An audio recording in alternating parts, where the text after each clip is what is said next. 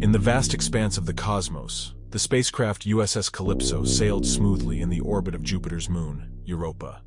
Her shimmering metallic hull reflected the distant sun, painting a serene scene against the dark space backdrop. On board were some of Earth's finest astronauts, handpicked for humanity's most daring venture, to explore the possibility of life beneath the moon's icy shell. With graying hair and crow's feet that bore testament to years spent squinting into the horizon of countless worlds, Commander Martin sat intently reviewing data streams. Sophia, the ship's geologist, interrupted him, rushing into the control room, her blue eyes wide with excitement. "You need to see this," she gasped, pulling up a visual on the main display. Sophia had identified an anomaly, a faint rhythmic signal deep within Europa. It wasn't just an arbitrary noise, it was structured, patterned. Martin raised an eyebrow. "What do we think it is?" Sophia hesitated. "Not sure. It's nothing like we've ever encountered. Doesn't match any of our equipment's frequencies." Intrigued, Martin patched the signal through the main audio. The room filled with a soft pulsing sound, like a distant, ethereal, haunting heartbeat. Lucas, a young biologist with a penchant for cracking lighthearted jokes even in the most serious situations, chimed in. "Maybe it's Europa's way of saying hello, or maybe it's a European disco down there." Martin chuckled. "As much as I'd love a dance, let's get serious. Sophia, any chance of deciphering this?" She shook her head. "It's beyond me. Our onboard decoders are drawing blanks too. We might need to send it back to Earth for a deep analysis." Taking a moment to gather his thoughts, Martin made a decision. "Send the recordings to HQ. Meanwhile, we continue with the mission. We came here for a reason." Lucas looked uncertain. Without knowing what that signal is? It could be a warning. Martin's gaze was firm. Or it could be the very proof of life we are looking for. We proceed. The team set about preparing for their descent onto Europa's surface.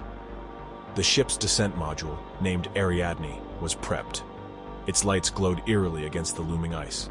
Inside, the environment was a contrast of tension and excitement. As the module began its journey toward Europa, the moon's icy crust started to dominate the view. A few hours in, Lucas stared out of the porthole. "It's beautiful, isn't it?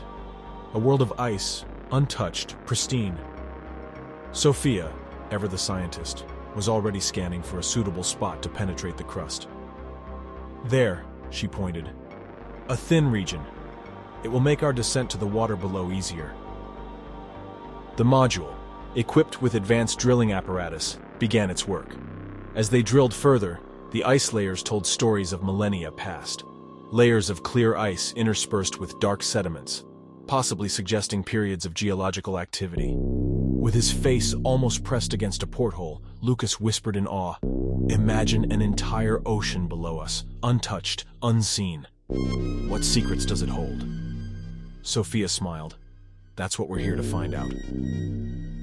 The submersible's powerful drills had breached the thick, icy crust of Europa, revealing the vast, mysterious oceans hidden below. Once through, the crew aboard found themselves enveloped by the dark aquatic expanse of Europa's depths. Glittering specks of bioluminescence flitted in the periphery, indicating the presence of some unknown life forms. "We've made history," Commander Martin breathed, eyes glued to the window as the submersible's powerful lights unveiled the world outside. Lucas leaned closer to the window, his excitement palpable. "Every oceanographer's dream," he murmured. "A completely uncharted water body." Sophia recorded the initial observations, her fingers flying over the controls. "Temperature, salinity, depth, all readings are stable. We are good to proceed." As the submersible ventured deeper, Sophia's gaze was fixed on the communication console. The pending message from Earth regarding the strange signal remained at the forefront of her thoughts. The communication delay, an unavoidable consequence of the vast distance from Europa to Earth, only heightened her anticipation. But before she could contemplate further, an anomaly appeared on the submersible's sonar. A large, structured formation loomed ahead, stark against the expansive backdrop of the ocean. "What on earth?" Sophia began, but trailed off as the vessel's lights illuminated the object in full view.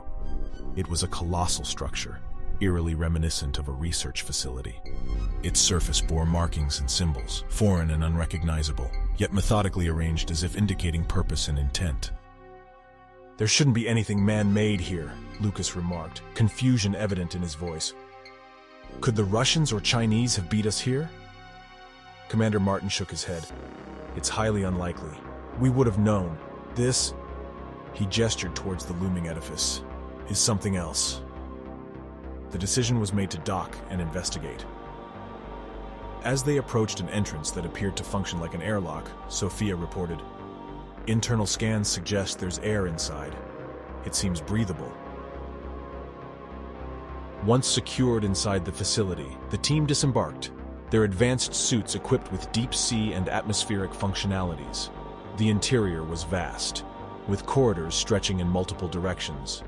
Dim lights flickered sporadically, illuminating consoles adorned with the same unfamiliar symbols they had spotted outside. Lucas was immediately drawn to a panel displaying various aquatic life forms, all unfamiliar to human eyes. This technology, it's nothing like I've seen before. The designs, the symbols, it's all alien. Sophia nodded in agreement, inspecting another console. It's advanced but not beyond our comprehension. It's as if human technology took a different evolutionary path. Commander Martin cautioned, "Stay alert. We don't know what happened to the inhabitants of this facility."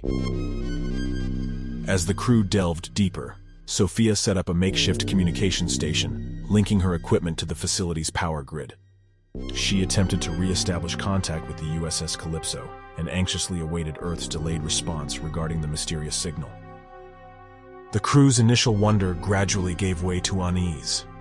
The facility, for all its technological marvels, was desolate. Machines hummed and lights blinked, but no sign of life existed. While Commander Martin and the others explored the facility, cataloging their findings, Ariadne's console buzzed. A message was incoming. With a rush of excitement, she played it, hoping for clarity. Dr. Lewis's voice, normally composed, sounded urgent and shaken. "Ariadne crew," he began. "After extensive analysis by our leading linguists and cryptographers, we've decoded the message. It's no language known to us, but the translation is clear. Whoever hears this message, do not come. I urge you to be cautious." Cold dread washed over Sophia. She had to tell the others. Immediately. Disconnecting her equipment, she dashed through the facility, her voice echoing through the empty halls. "Commander! Lucas!" But there was no response, only the humming of alien machinery and the distant sound of flowing water. She retraced her steps, finding traces of their prior activities.